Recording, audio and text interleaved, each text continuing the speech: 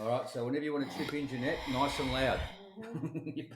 you've got to get your voice into that microphone. And Phil, you can't tell any stories in the break now because she's here. Oh, yeah. We've got a recording. We actually thought we should do one with you called the rebuttal.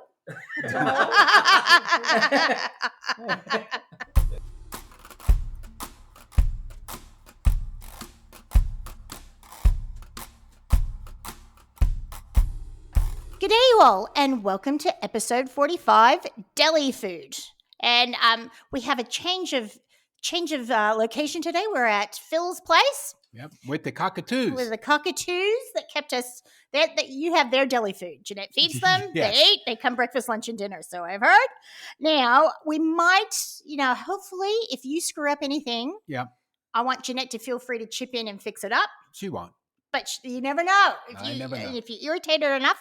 So I irritate her all the time. I know that too. This doesn't happen. That's what I'm living for. Yes. Now, so we've also got. Let's keep her mouth shut. We're going to put tape on her mouth so this way. Oh, don't be awful. Now you're trying to provoke. Okay. Now, there is this beautiful quote, and we talk about food bringing people together, and that ends up being part of the show. And I love this quote. Oh, who didn't turn off their phone? The guest host.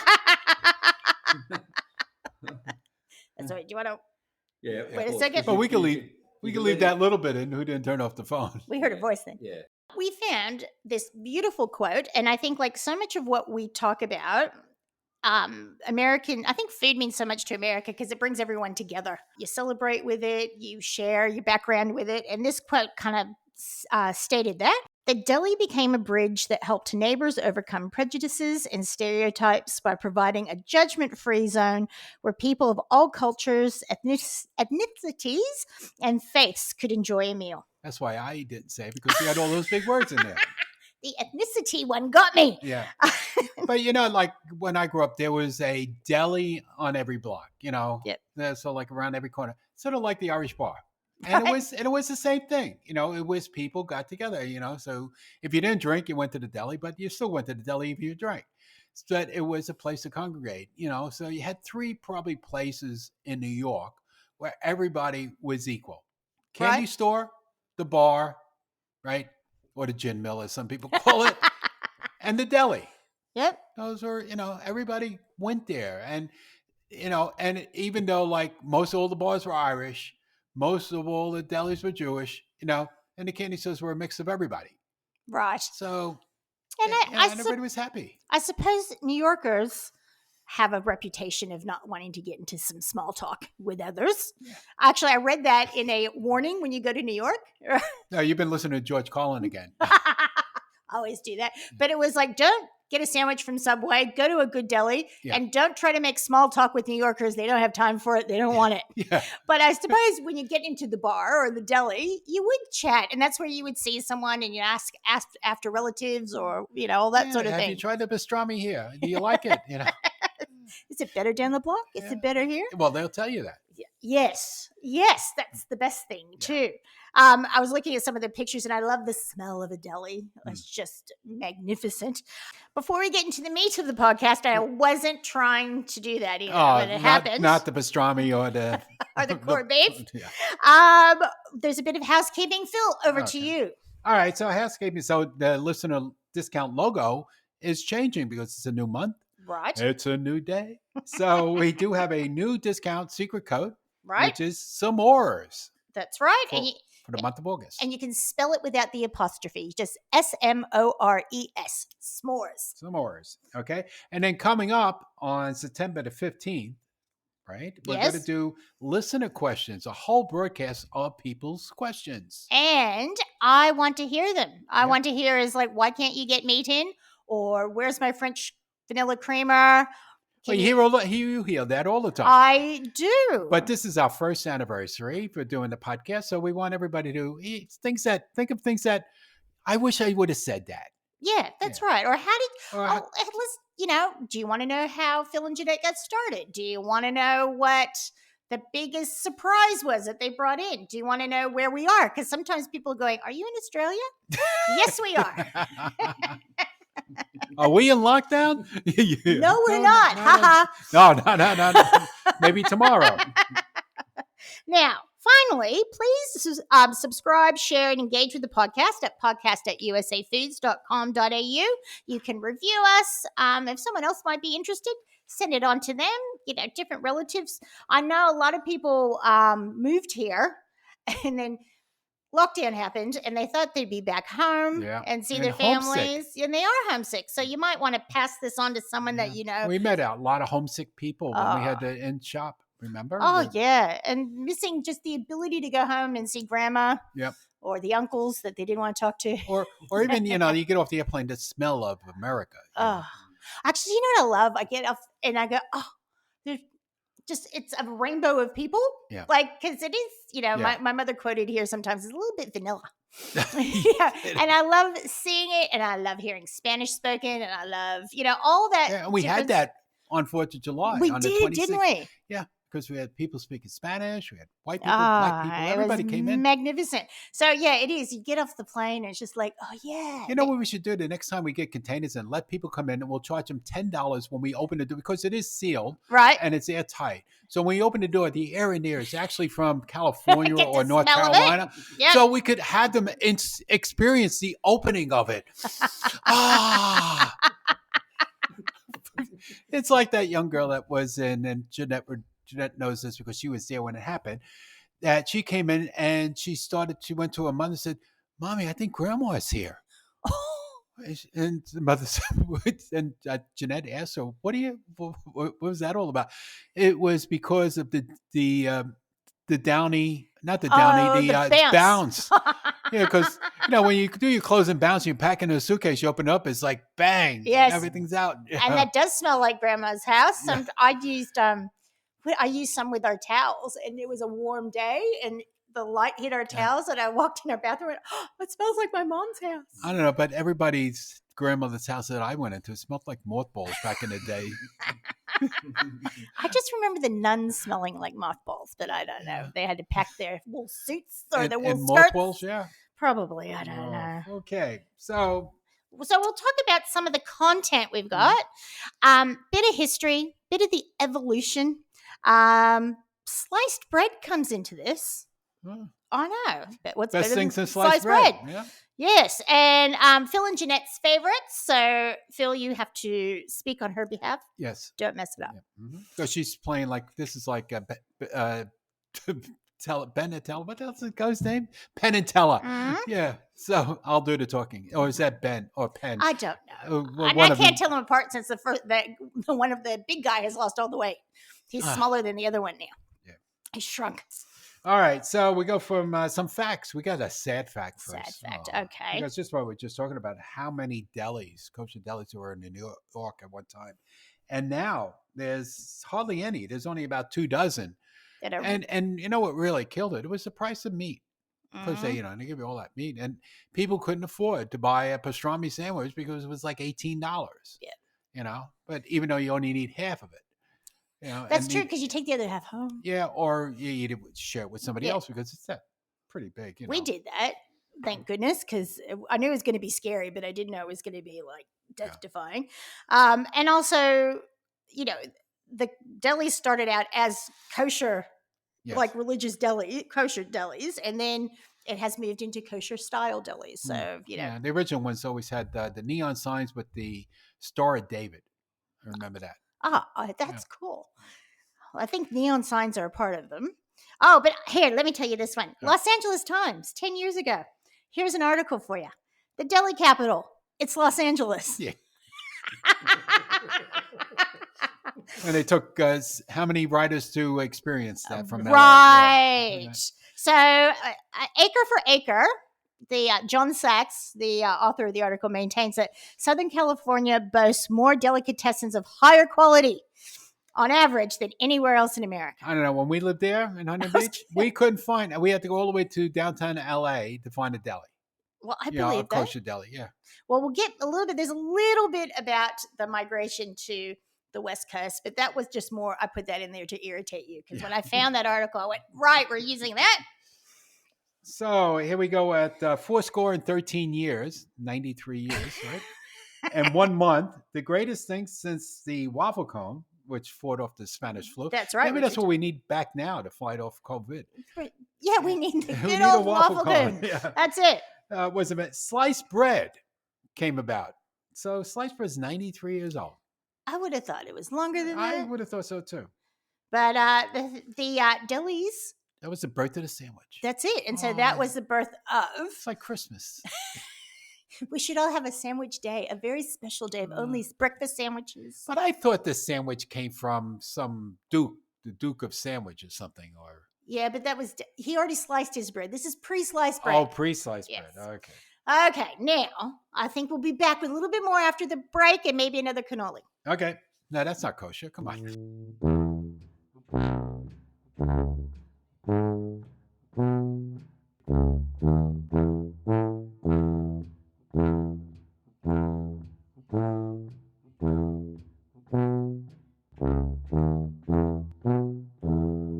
So we've got a bit of history here, and I think we'll just touch on these things. And so the earliest delis were run by Germans and Alsatians. So not all of them were Jewish. So the first delis were not necessarily the Jewish delis. And the Alsatians, not the dogs, the people from Alsace. I never knew there was such a thing. I always thought the Alsatians were the dogs. Yeah. Well, that's, a lot of good things came And from they look like Alsace. German Shepherds. They do. Were responsible for charcuterie aspects. Do you know it took They me didn't have charcuterie back then. That's new. That just came out. that's the name. The old name, the new name. I think Charcuterie is French. I know. See? Alsatians. French on the French border. See? Okay. Right? The charcuterie aspects of the menu. So pickled tongue and sauerkraut was, sausages and Nobelwurst and garlic wurst and Frankfurt and the iconic Frankfurter, whose name suggests an origin in Frankfurt, Germany. Could Hot anything dog. be any worse? So, I but just didn't see pickled tongue. knockwurst. Remember Bart Simpson? That's the only sandwich you could taste you back. I haven't had tongue in a long time. The Italians eat anything, right? And we used to, my aunts or my father used to go out and buy tongue and cook Yeah, it and yeah. slice it up. And Yeah, I like it when you still can't feel the taste buds on. You got to rip that off. yeah, you got to take that off. Yeah. But I used to love the knockwurst. That used to crack me up when I was a kid, and I used to see that. Oh, Well, why? I don't know. It just sounded really. Do you want some knockwurst with that? Yeah. Well, and the other one, we used to have all the time, the Polish sausage. Oh yeah, I love that. Kielbasa. Kielbasa, you have that, chop that up with just a bit of cabbage. Yeah. with sauerkraut. Okay. So the Ashkenazi Jewish cultures of Germany, Poland, Romania, and Hungary. And the Russian Empire developed kosher versions of local meat specialties. This takes me back to Fiddler on the Roof when they all left. If I was a rich man. Topo? So it went from, so this is how the evolution came. And when centuries of America's abundant beef supply, which we've talked about a couple of shows, because we had so much beef, they were able to have, lunch meats and. Was I there? I don't remember talking about all this beef. We did. We were You talking sure? about cowboy food. Cowboy food. And we also talked that people would come from Europe and go, Oh, yeah, because All of a beef sudden you was have the beef. secondary flavoring because they couldn't afford it. yeah, that's right. And then the peasants ate all the good bits. So you're not going to do what my husband does now. I go, we didn't talk about that. Oh, we You didn't. didn't say that. We have, Okay. and I've got proof. I can go back if I have to. And then, as things happened, the good old push cart in New York. Yeah, and they're still everything there. comes from. Yeah, the push cart. But now the push cart's migrated into the vans, the trucks. That's right, the food trucks. Yeah. And this push cart, I read an article on the push carts, and they were having the same issues with the local government the food trucks are now having. They want to, don't make too much money on the street, don't take up too much room. So then it went to bricks and mortar. Right. So it's kind of returned back again. But it's like wars that go on in New York where who parks where. People Yes. get killed over that. Well, I've seen a Seinfeld one where wasn't George hired to just put the car on the other side of the street? Oh, that every was day? alternate side street parking. That's a whole different story. No, that's. I don't understand. I'm just, we have You had to be abundant. there to enjoy that one. Yeah. We had abundant California parking. Yeah. By But- the way, can you teach Ainsley how to parallel park? Because she said, I just did it for my test and I'm never doing it again. I went like, but Phil can teach it. He quite taught easy. me. Not you, because you yell at her. Yeah, and how do you you don't know nothing about parallel Yeah, parking. Brendan, he does it with the and window. go by and going at a good speed between a double park car and another car.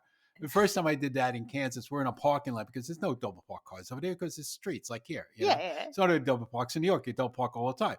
So I'm driving, and they let me drive this first time I ever drove a pickup truck. And I got a bunch of other guys, my cousins and all, second cousins in the car, flinging through the parking lot, and they're like holding tight. What the hell are you doing? What's the problem? Because the two cars going right between the two cars. You do that all the time. Okay, so this is why we didn't drive in New York. We just walked around, took taxis. Yeah. Don't you know how to beat the horn? And raise your finger. Okay, then you can drive there. It's like Sydney's like that a little bit. Just like I passed the driving test. Okay, let's see. Right. So let's see how you make a left-turn hand signal. Yeah. Right. So luckily you guys can't see because it's a bit rude, both sides of it. So now we're going, let's go back to where we were. Yeah, back to the late 1800s. Yes, that's right. That's when all the pastrami, the corned beef, and the tongue were born. That's right. And Jewish delis went from an obscure immigrant food to an American cuisine, which it is. The popularity of the cured meat can be turned back to the turn of the century when Irish and Eastern European Jewish immigrants were two of the largest inbound populations to the city. An influx of kosher butchers made its way to New York's Irish and Jewish neighborhoods, so the Irish often bought their meat from kosher butchers. As they would. That's it. And that's where it goes back to corned beef and pastrami. So, because they never put that together. I didn't either until I read it. But So St. Patty's Day is a Jewish holiday. That's exactly right. And that's why we have. That's why the Pope wears a little yarmulke. Yeah. And that's why we have corned beef in the U.S.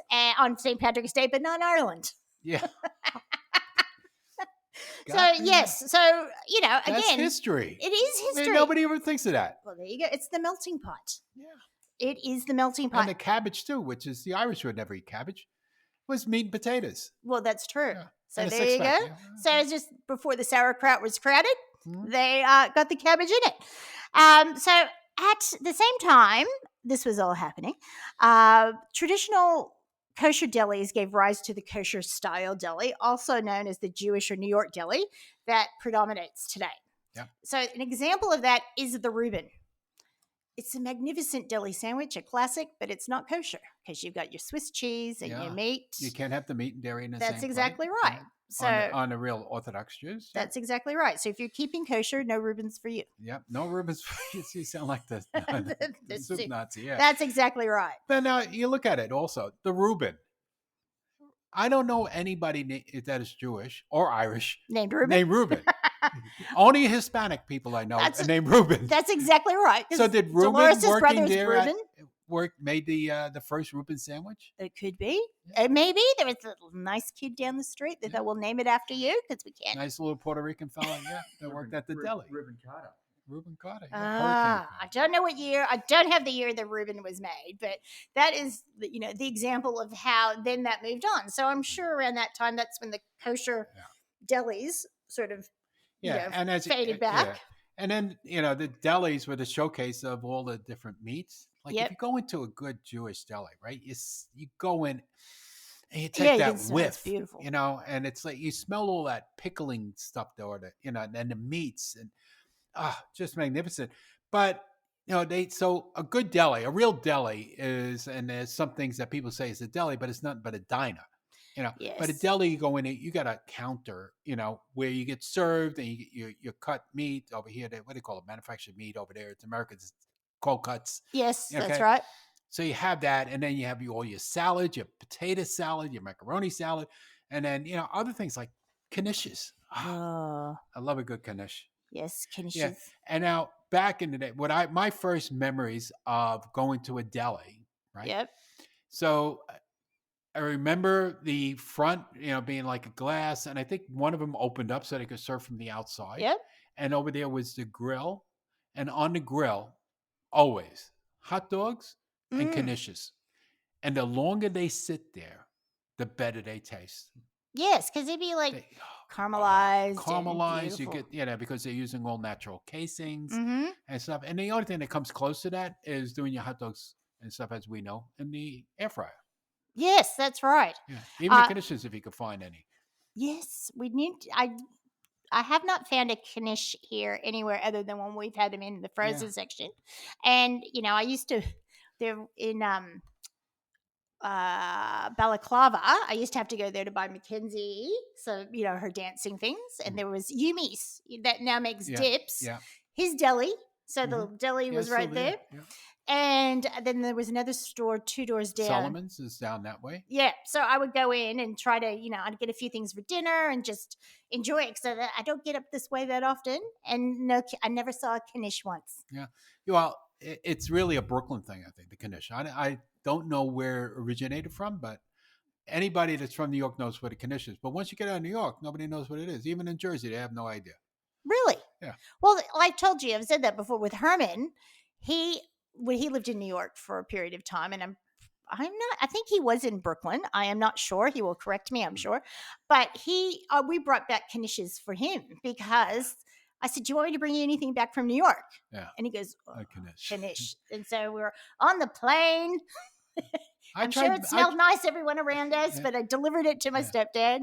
Well, when I worked in a bakery, you couldn't get bagels outside of New York at that time. People used to come in and be traveling around to relatives, whatever, that moved out of New York, and always came in the night before to have fresh bagels and to take them out the next day. Well, do you know, Zana came to visit me when I was about 19 when I was here, staying here. She smuggled a bagel in for me. And I saw her at immigration, like at the end she came out. I gave her a hug and she threw this bagel at me. She goes, I have never been so scared in my whole life. Your mother made me bring this bird at me. They would have caught her. They would have, what quarantine's like. That's right. Yeah, you brought a bagel in. Oh, all right, please, let's go. Yeah, what's the ATO, And we have to tag you. Yeah, yeah. But if you brought in cocaine, it's for medicinal purposes. That's right. I'm sorry you made a mistake. I'm sure someone else packed it for you. Yeah, I got a disease. I'll let you get in trouble. I'm stopping now. Now, a knish. Okay. Can you describe a knish to people? Well, there's two different types. Right. The original ones were the square ones that we had in the store. Okay. And they have this beautiful coating on it. Right. Now, I tried making it. There's recipes to make them. I could get the inside, but I can't do the outside. Maybe because I don't know if it needs to be fried or whatever. Right. I don't remember it at the time. But it has this outside coating. That's the whole thing in the knish. And the best part is like the corners. Yes, because it's really crunchy. It's crunchy and it's doughy or whatever they put in it.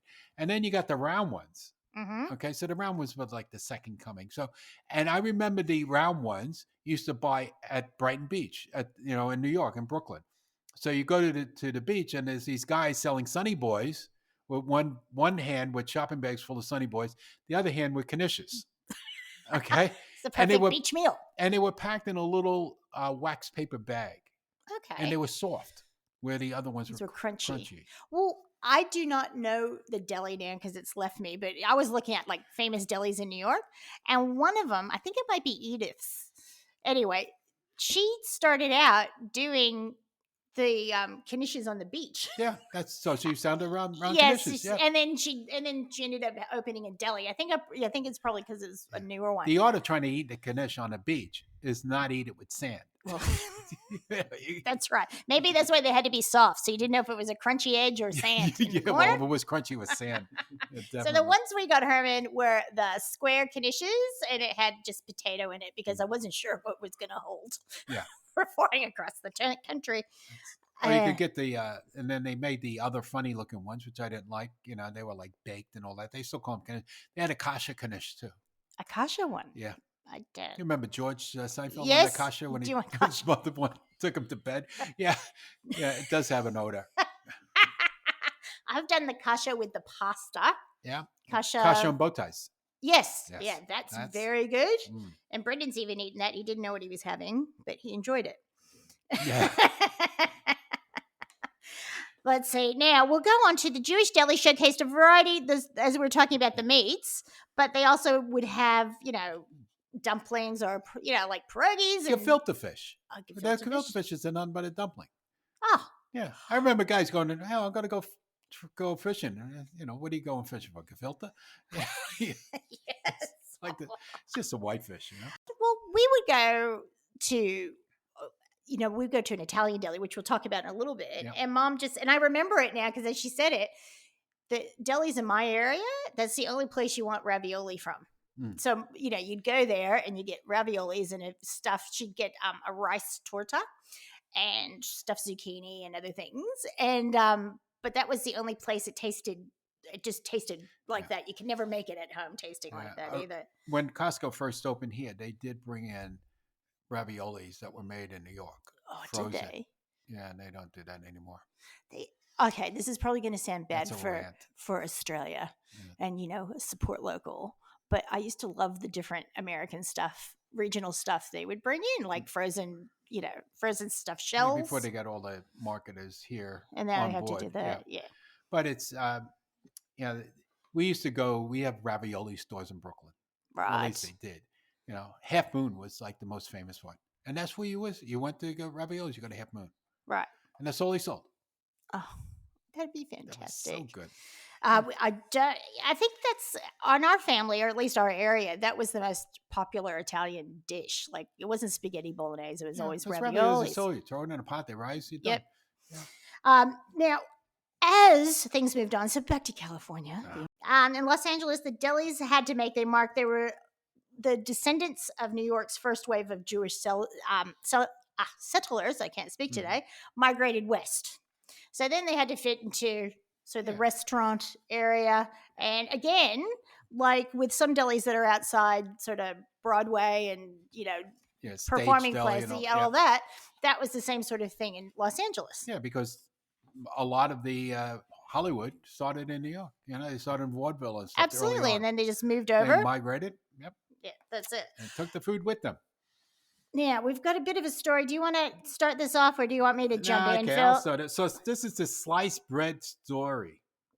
Now, we're going to be talking about this so much because Brendan fell in love with this story. But it's we true. should let Brendan talk about it. It's the sandwich. It's the sandwich. Okay, so this goes back to 1912. Otto Rohwedder. Rohwedder, I reckon. Whatever. He's a jeweler from Missouri. Why was he playing with bread? I don't know. He invented a prototype machine that will slice and wrap a loaf of bread, and only to see his invention go up in smoke. So who got ripped off by God? Well, you know what happened? Because they were wrapping it then in wax paper, and that'd be pretty flammable. Yeah, it could be. Yeah. That's it. And then Gustav. Pepperdick. That's like Pumperdick. That's right. This time at least we've got a baker. A St. Louis baker bought his Rohwedder's second machine in 1928 and perfected it. He improved its design, packaged the sliced loaves into cardboard trays, keeping the bread neat and orderly, and wrapped in wax paper. There you go. Hey. So sandwiches were all the rage in the Jazz Age. Which we've discussed. Remember, the 20s, everything happened. Everything, yeah. PB&Js. Now look at the 20s now, 100 years later. Everything's happening now. Yeah. No. Well, we'll just maybe look back fondly on a few things. I don't know what, though. But it's so rich or poor, but everybody loves a good sandwich. Everyone does. And can usually either make bread or buy bread, scrape together something. See, that reminds me, like that line there, everybody loves a good sandwich, right? I don't know if you remember, it probably wasn't shown in California. Okay.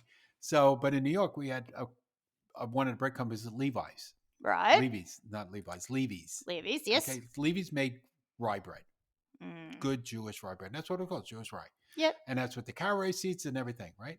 And he is at the commercial, and the guy's in the deli, and he's talking to the deli guy, and they're like, here, make your sandwich out of this rye bread. And he takes a bite. That makes a nice sandwich. A nice sandwich. That was the commercial. Such a sandwich. Such a good sandwich. Yes. I think part of it is true when we discussed the 20s. So rich or poor, going on to the 30s, you could have some chocolate, you could have a sandwich. But the sandwiches crossed the lines because when you were poor, you could have a dripping sandwich. Or whatever. But when you were wealthy, they made those fancy peanut butter sandwiches the ladies had, and that was a bit different. Little finger sandwiches. So it crossed. And they take the crust off, too. So maybe that is the true American food. What? A sandwich. Maybe it is. That's what a hamburger is, basically. Yeah, but that was Hamburg. It goes back to the World's Fair in Germany sometime, Everything goes back to the darn World's World's Fair. Right. So as we go through, that So was it became popular, all yeah, the sandwiches and stuff, and the delis with Broadway. Because yeah, you go to a show. So if you went to a matinee show, you went there for lunch. Went to the evening show, you either gone there before or after. And that's so they're right. all open late. And And that you could get, so you could always get beer at a good deli too. well, can you just remember like all the I can remember just in Katz's, but all of the delis, like if anyone famous is in it, is Oh, they always have pictures all over the right. walls. So they Yeah. were always there. Yeah. So people could rub elbows Mhm. with, actors and famous people and all of that sort of stuff too, which I find quite interesting. Yeah, but the last time they updated the photographs were like 30 years ago. Well, yeah, they're all faded. Yeah. But that was the one place, I think New York, well, I don't live there, but from what I get, the difference from New York and California or Los Angeles is if you are well known, you can walk around New York and you're respected as in, you're not Yeah. attacked or, gone after by Yeah. photographers and they don't things as bother you. much. So, I'm sure you can eat in your local deli and people might sort of whisper, but Yeah. they're not going to But in interrupt some your meal. places in California too, like I remember going to. I think Malibu's a bit like that. Yeah, going to see my friend John over at his grocery place, Yep. and originally he was working down near Venice Beach, Mm-hmm. and a lot of actors and everything just came in there. Just you wouldn't even recognize because of the way they, just dressed like a normal person, right? That's Not like that. So did you know And they you would look just like get them? online and nobody bothered them. Yeah. I guess it depends on the setting, but of course, if they walk down Rodeo Drive with all the tourists, look, there's so and so. Yeah. That's exactly right. I remember saying we didn't. I haven't seen that many famous people, but I do act a little bit. I freeze up and don't run after them. I saw Richard Belzer walking down the street, Oh, and when we were in New York, and I loved it. He had his trench coat on, Yeah. and it was in the wind, and he took up the whole damn sidewalk. It was just like, but I was like, that's Richard Belzer. I'm only gonna just look at him as I pass. I'm not gonna say anything. I'm not gonna do anything. Well, I have a picture that when we were sitting at the counter, well, it's not really a counter, but it's a high top, where you're sitting on these high stools and Yes. stuff and having lunch. And a guy went by and I took his picture, and I don't know what happened to it, but looked just like Keith Richards, and he was dressed like Keith Richards. Right. And it's nobody. He's just like walking like he's half stoned down the. So, like Keith Richards. Like, That's like Steven Tyler in Maui. yeah. He just looks like either a guy in drag or an old lady. You can't tell. Now, there was a great quote with the sliced bread that changes things. Never make a financial bet against American laziness. Bakers who thought American families wouldn't want a service that saved them seconds in the kitchen counter clearly didn't understand the demands of American families. Yeah. That's right. Everybody wants to take it easy. That's right. And when you also, it's hard to cut the bread even. Yeah. And if you have like the people in my house, they want everything matching and Well, even. first of all, you need a good bread knife. Well, you do. A serrated bread knife. You can't cut it with a regular knife. You can't cut bread with a regular knife. It just turns to squish. Well, I've got a problem because I can't wait. If I bake bread, I have a problem waiting for it to cool enough before I can cut it because I want to eat it just when I take it out of the oven. It's like eating a hot pizza, and then you take the first bite, and because the cheese is hotter than anything else, you no burn the skin on whole the top top. of your Right. Oh. Now, we're going to go to the most important part. So we can put the papers aside. Right. And we can talk about, I want the full New York experience. Well, I did say a little bit. My first reminiscence of, a deli and what it was. But then probably after that, the second most one that comes to mind is an Italian deli. Right. Which is Sbarro's. Right. Now, before Sbarro's got bought out by, who was it? One of the big companies that bought them out originally, and then they got sold again. And they became a franchise place and all the malls and all that, and even made it here. I know they used to be in the airport here. Yep. And before all of that, it was one store in Brooklyn on 65th Street off of 17th Avenue, and it was Sbarro's Sala Maria. Right. That's what it was called. And you used to walk in there, and it was true Italian. You had all the meats and the cheeses hanging up. I can smell that. Yep. That'd be You walk in there, and it just hits you, And then on top of all the cool counter, you had all of like these pies, like stuffed pizzas, and that are made nothing but cheese, no tomato or anything like that in it. and the cured meats into it, and Yep. and then you got the deli counter with all the the gabagol and all this other mortadella, all of that in there, and plus all of the appetizers down in there, from olives to the artichoke hearts, everything you could think of, you know. Oh. And it was just, and then on the other side was all of the canned stuff and all that you just picked, and it was just long and narrow. Mhm. So it could have been no more than, I don't know, 20 feet wide, but 50 feet long. Right. Uh, and it was just a trip to go in there, and nothing was cheap in there. Everything was expensive. So we didn't go there that too often. you know? But then they expanded into catering. Mhm. So the catering was, and the logo, and I still remember where Mama still does the cooking. Oh. So the two brothers were there, and the mother, I think, maybe probably overseeing it or whatever a little bit. I don't think how active she was. She would have been an old lady at the time. But on the way to school, especially like on a Friday when they're doing all the cooking for the catering. Yep. So that was on 17th Avenue side, right? And Yep. the fans, the exhaust fans used to blow out onto the street. And I remember going up to school to the subway, just the smell of coming out of that kitchen. Just breathing it in. Ah, Oh, that yeah, would be magnificent. it was. And then look, they got an offer they couldn't refuse. So somebody bought them out. It was Straffs that bought them out. I think it was Straffs at the time. Right. Bought them out. And they didn't look back after that. That would have. I'm sure they still get a piece of the a vig, as they would call it, right? They're still getting a cut. That's right. Yeah, to use their name. Well, yeah, you'd have to. Yeah. They're just giving up that control that would hurt, I would think. Yeah. And going back, like when I first moved here, like going back like 20 years ago, the only good pizza you could buy that tasted like a true American style pizza, a New York style pizza, Yep. was at the airport at Sbarro's. And the fella, one time was there, and the guy there talking with him, he flew in from the U.S. His job was to teach everybody to make everything the same. And he was teaching them there how to make pizza. Oh, well, that makes sense. Yeah, I'm sure that's all gone with the wind. Probably, because there used to be, I think some places just like, this is our Australian version of it because we're in Australia now, and this is, but that's not what you go there for, I would assume. I've never been there. Right. But it's like, there's some chain stores, it's not the same, but like when TGI Fridays first opened up, it tasted like TGI Fridays at home. Right.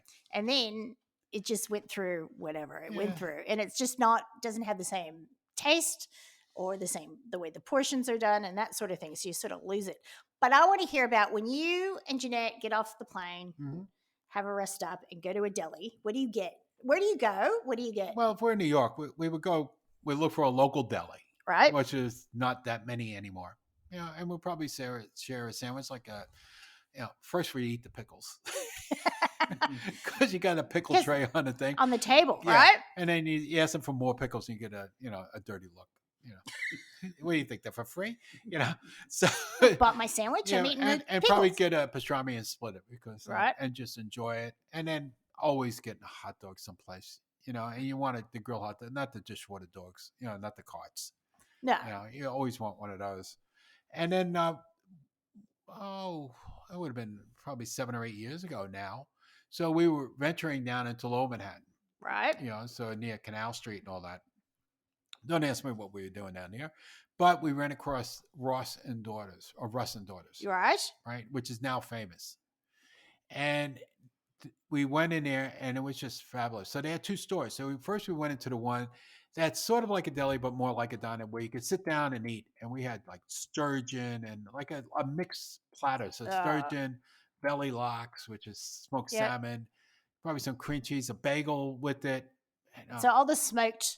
So a deli, like fish. Good deli will have good smoked fish. Yes. Okay. Yeah.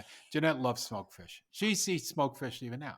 She don't, that's like one of her things. What's one of her extravagant things, because between that and kombucha.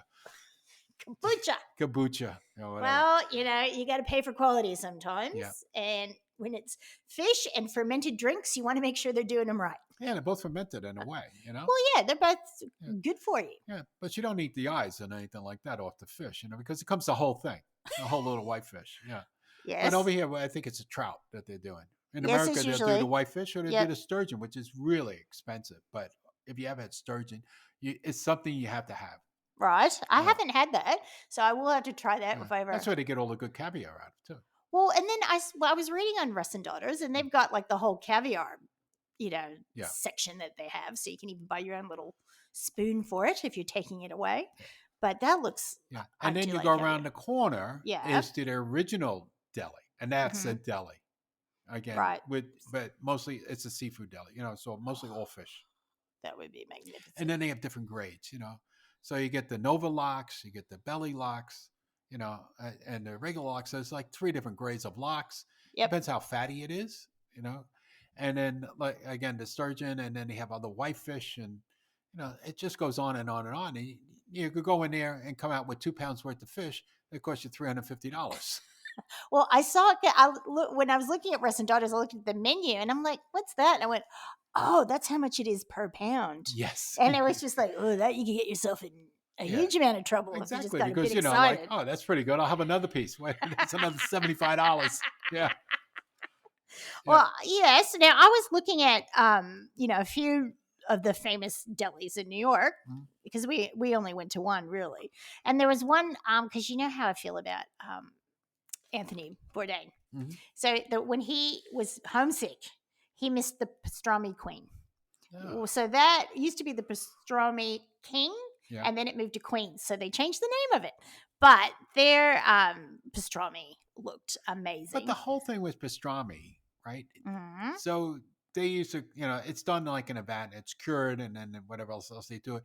And then before they cook it, and all the good delis do this, whether it's pastrami or even non-kosher, like if you go to McCann's or the Bologna Stone, Yep. where they have a meat counter to make sandwiches for you, all the meats and everything come out of a steam tray. So they have hot steam underneath it, boiling up, and it keeps it hot, but also keeps it very moist. And that also adds to the flavor. And then they get it, and they don't slice it on the machine. It's all hand sliced. Yep. They got knives that are like razors. So don't screw around with these guys, because if you say something wrong, they chop you up. You don't want them running after you with one of their knives. Well, that's because when we had pastrami made for us at the store, you made sure to say on the label, to make sure it said on the label, heat. Yeah. Heat before you do it. Yeah, you can't have cold pastrami, but the pastrami you buy here is not. Well, the pastrami you buy here is corned beef. It's not pastrami. Yeah, it's not even seasoned like pastrami. Yeah. I mean, like, I like a good corned beef, but it's got to be fatty. Yep. Okay. It's made from the brisket, and it's and it's tasty. And again, you heat it up and put it on a rye bread, mustard. That's all you need. So, and I can and a pickle. And a pickle. Now, if you go into an Italian deli, what are you going to get there? Are you going to get a Italian a deli? You're buying stuff. Yeah. If you go to Italian, you usually don't buy a sandwich. Some of them do serve sandwiches. Yeah. That's mostly just getting all your cold cuts and getting your appetizers and things like that you get from Italian place, and your cheeses. And you would go to more of I wouldn't call it a blimpie, but an Italian luncheonette. Right, for an Italian and that's where sandwich. you get your sandwiches and stuff. Like, I mean, on The Sopranos, they go to the pork store. Yes, and, Satriali's. Yeah, so some of the delis would make sandwiches, and and they'll do like a mix of things. So it'd be provolone, salami, gabagool, all of that mixed together into a nice healthy sandwich on a good piece of Italian bread. It's a type of bread you bite into, and you cut the top of your mouth. Yes. So one thing you burn it, the other one you cut it. Yeah. When I was talking to Mom today, I thought you might appreciate this. Herman went to the cardiologist today. Everything was really good. So she went by Gian's Deli and got him a salami sandwich. So you can enjoy that. Yes. So, and then she was saying this Genoa Bakery. So they do all the Dutch Crunch and the good breads, all the other ones. So they do the bread for Gian's for their sandwiches. Yeah. So it was just this perfect mix. But see, like the Italians, they also got in probably with, the Jewish people and the Polish people and stuff, because I remember my Aunt Connie, before she died, she made this beautiful head cheese. Yeah, I love that. With the jelly tilling around it, and who knows what was in it, but it was the aspic. The aspic, yep. Yeah. Into it. Just, It's just too bad they didn't come up with a better name for it than head cheese. Head cheese. Just like it's better than Famunda cheese. You remember that? Yeah, no. I can No? remember seeing the Oscar Mayer head cheese slices. Like, it's like, I did like it, but it's like, that just looks, everything's a I'll different tell you color. later about the Famunda Yeah, cheese. you can Okay. tell me later. I don't want to know any more Yeah. about that. Yeah, and then also, then we went to one time we went out there with my friend Johnny, who was on one of our first shows. Yes. John and Donna, right? So they live in Staten Island at the time, and you gotta say that. That's how you say Staten Island, where you just can't Staten Island. That's not the way to say it. So getting Johnny to go anywhere is a hard move. How do you ever move down to Georgia? I don't know.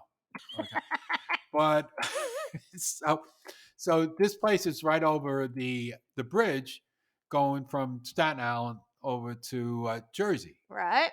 So we said, look, Johnny, we'll meet you there. We had a whole other bunch of friends there. I don't know. We must have like 20 people there.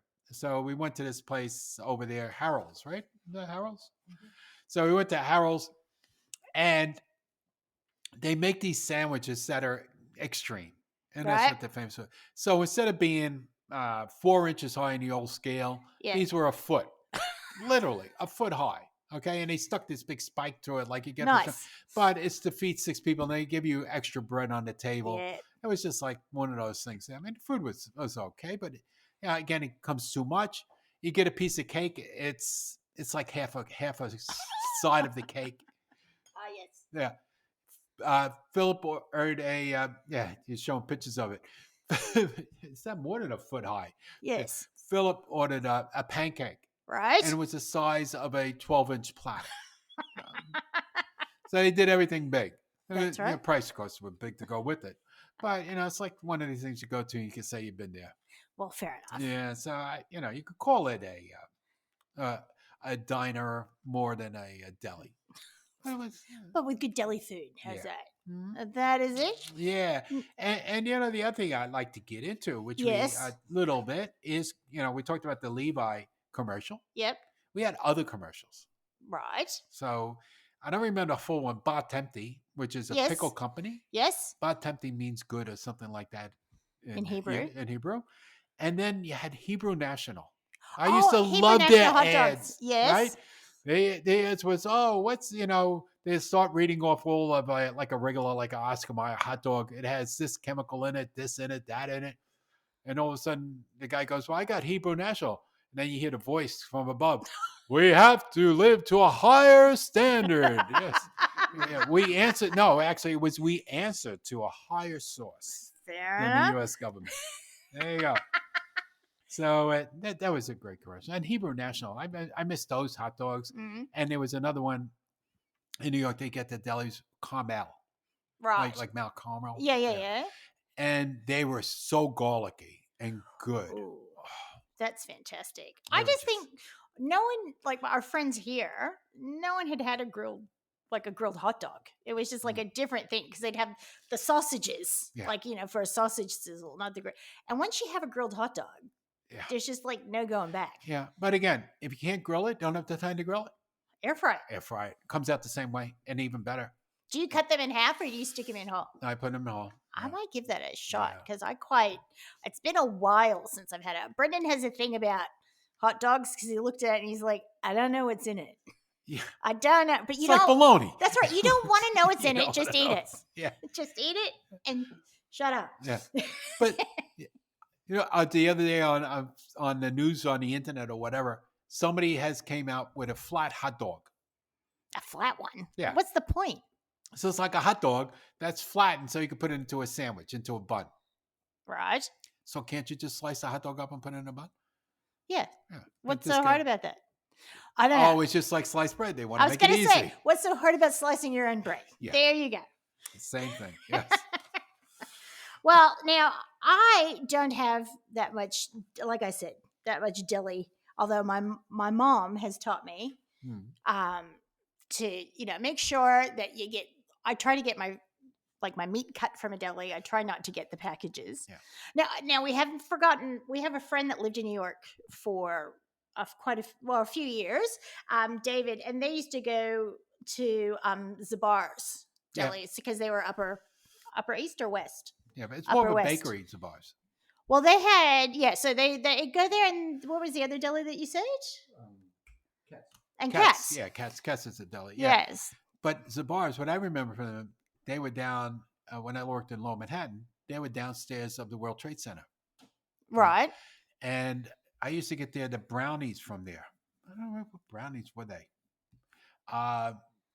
And they were like a double chocolate. No, they were a cream cheese brownie. Oh God, that's good. One brownie was this big, right? So that's like 5 inches, maybe, is it or 6 inches square. Oh God, that was good. like a meal for 6 people. You ate one of those, and you would die later. But you know what it was about it? You take a bite, it was so good. Chocolate and cream cheese. How good is that, right? It's fantastic. It's almost as good as bacon and cream cheese. That's not kosher either. But chocolate and cream cheese, it was just so good. And then you can't stop eating it. Next thing you know, it's like a tank just went into your stomach. Why do I feel so good? Wait a minute. Now we just got I just got a note here. Yes. From our silent partner sitting at the other end of the table that refuses to talk. Okay. Balducci. Right. Now, Balducci is, what part of New York would that be? On Broadway, going between 14th Street and Lower Manhattan to City Hall. It's somewhere in between there. Right. So like probably about 10th Street or something like that. On Broadway. Right. And there's Balducci in it. That's another place. You walk in there, don't walk in there with an appetite, okay? Because it will cost you a fortune. Everything is beautifully displayed. The aromas are coming from every which way to hit you. And they got like a cheese section and the meat section and the fresh fruits and that is magic. Yeah. It says, say the ten. Oh, Maron. I went into a deli that was like a mini deli in Melbourne. It was in a fancy part of town. So sort of, when near Hawthorne, they get their own little suburbs, like Hartwell and stuff you don't know the name of? That's me. And I went in there, and it looked so exciting. And then I realized I couldn't afford a jar of olives, but nothing from the deli counter, because I couldn't eyeball exactly how much something was going to be. And it was going to be a similar thing. But I was going to say, my mom always, she Pedestos has the deli section. So I always have my lunch meat cut, rather than get a package of it, unless sometimes some people in my house like the other one. Even here, yes, one thing I detest. Tell me. Okay. Another vent. And I know Johnny's wife, Donna, yes, would throw a hairy canary if she went to Kohl's or Woolies and asked for a half pound of ham or 500 grams of ham, and they get a plastic bag, they stick their hand and throw it at her. She would throw it back at them. If it's not, and I remember, if it's not properly laid out nice and neatly and done and served that way, she won't buy it. Okay? And I know that for a fact. Well, I went into our local little food store, and I think you might understand how sometimes I can hold a grudge a little bit, and sometimes people, I was just like, I'm not going in there. And then I decided I had to go in there because I needed something. Right. Now I love it. But they do that. So if I get like gypsy ham, it's all sliced out beautifully, just like prosciutto is. It's just and the cheese, and they do the same with that, and paper. It's the way it's supposed to be. And I was like, oh my god! Very few delis here do that, or food stores. When we lived in Bentley, these run on Center Road, El Centro. Yes, El Centro. Yep, used to do it there, and over here in the Cranbourne Market. Yep, on High Street, nice little market. Run by a bunch of paisanos, and all their meats are all done properly, laid out, looking presentable, not looking like, here's your trash and give me $20 for it. If you find some place that does it, stick with it. I do.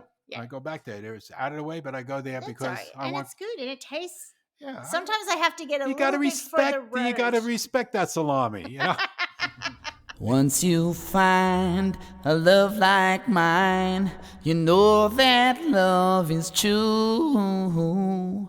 Understand, I'm just a man with the pork fat baby back blues. Now, Phil, you have to say Jeanette's favorite. Well, this is I know where you got the quote from, but pastrami or corned beef on rye with mustard and a dill pickle sometimes. Sometimes, but I'd rather be eating a hot dog or a knish and some potato salad and always a pickle. Pickles always come into it. As many as they would allow me. What is your record for pickle dishes at a deli? Probably about 3. Yeah, because They're not that big. You I know? can get and after the- a while, you're embarrassed to ask for more. You know. No, that's I'm never embarrassed. But one other thing I wanted to add, we Yep. talked about Bellucci's. Yep. I remember, and you just mentioned it during our off-air period, of how in America a lot of delis were saved because of the transport. You have FedEx, you got United Post. When they say it absolutely has to be there tomorrow, it is. It's not like here that you give it to the post and it's express mail. Oh, it might be there next week. Yeah, we can't. We're a bit busy. We can't guarantee it. Yes, right. Yes. There's no guarantee next day delivery here, unfortunately, because otherwise we could do that too. Oh, with some of our cool absolutely. stuff. But I remember being in California and buying from Bellucci's and getting spugliatelles or frozen, and you have to bake them off. Yep. And also the Italian ring sausage. So it's sausage very thin, Yep. and it's all a spiral with big sticks stuck into it, and it's done with parsley and cheese inside besides the meat. God. Just absolutely fat. Just something that you have to try it if you ever go back to New York, that area, and you see it in the deli. Yep. Get it? Yeah, make sure you're having a place that you're staying at that has that has pots and pans. Can't eat it raw. All right. So you got any listener mail? Well, I do have some listener mail. We have had a lady who's a great customer, Sally Alberg. So she's actually was a lecturer at University of Houston. So she might be handy talking to her. She lives in WA. So it's very hot in Christmas time. So she has switched over to the Australian Christmas, which is sort of salads and colder foods. Right. Doesn't want to give up her Thanksgiving. Yep. So she now she celebrates her Thanksgiving on 4th of July and has her 4th of July meal on Thanksgiving. Makes sense. That's right. So she said, actually, I love the way she writes. I'm putting a tree up this week. We need that. So she said, since coming to Australia 20 years ago, I had to completely change to salads and seafoods for Christmas, not to be deprived of Thanksgiving. I first had it in November, serving hot food in sweltering weather, sheer lunacy, way too hot. So now on the 4th of July, on Thanksgiving, and on Thanksgiving on 4th of July, all the weather fits the feast. You have to realize that a lot of us Yanks are doing this, and I'm out of pumpkin, and they only sell squash in a can at Coles and Woolies. So I had a little chat with her, so we might catch up with her later in the year because she's got some good ideas about Thanksgiving and how she swapped it around. Now, we also had Leslie was talking about how Gdayall's was the place to be in Stockton. Not so much feedback, but she knew we were doing delis. So she just wanted to say that is now gone. They're down to one deli, one really good deli in Stockton, Gian's. But we have a fairly good Italian population. So I don't think that's now into its 3rd generation. Yeah. So I think that'll be with us for a while. And again, Megan sent through an El Pollo Loco copycat recipe for you to try. Oh, thank you. Because she doesn't want to miss. Now, going back to episode 34 with Food Fusion, what did we find in the store? Yeah, the TV snacks with Krispy Kreme.